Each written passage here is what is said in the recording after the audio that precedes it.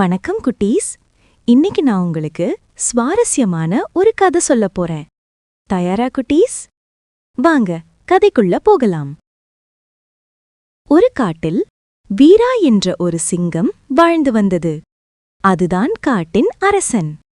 ரொம்ப வலிமையானது. ஆனா அதுக்கு ஒரு கெட்ட பழக்கம் இருந்தது. சீக்கிரம் கோபப்படுவது. ஒரு நாள் காலையில சிங்கம் காட்டுக்குள்ள நடந்து போயிட்டு இருந்தது.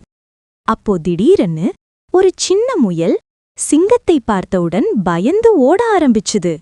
சிங்கம் கோபமாக, "ஏய், என்னை பார்த்து ஏன் ஓடுற?" என கேட்டது. முயல் நடுங்கிட்ட சொன்னது, "அரசே, நீங்க எப்பவும் கோபமா இருக்கிறதால உங்கள பார்க்கவே பயமா இருக்கு." இதைக் கேட்டதும் சிங்கம் கோபமாக கர்ஜனை செய்தது.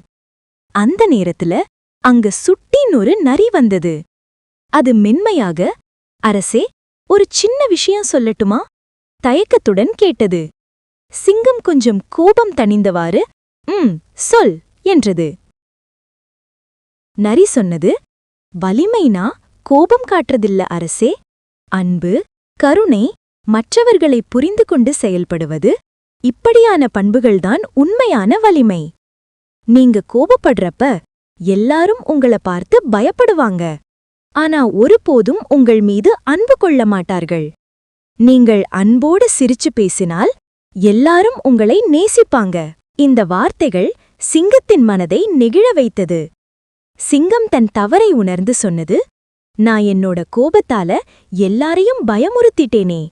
அந்த நாளிலிருந்து சிங்கம் தன்னை மாற்றிக்கொண்டது. கோபத்தை குறைத்துக் கொண்டது. எல்லோரிடமும் அன்பு காட்டியது.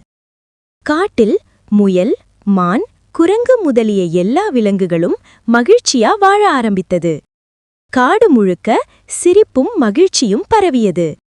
சிங்கம் எல்லா விலங்குகளுக்கும் பிடித்த ஒன்றாக மாறியது. எல்லா விலங்குகளும் நல்ல நண்பர்களா ஒற்றுமையா வாழ்ந்தாங்க.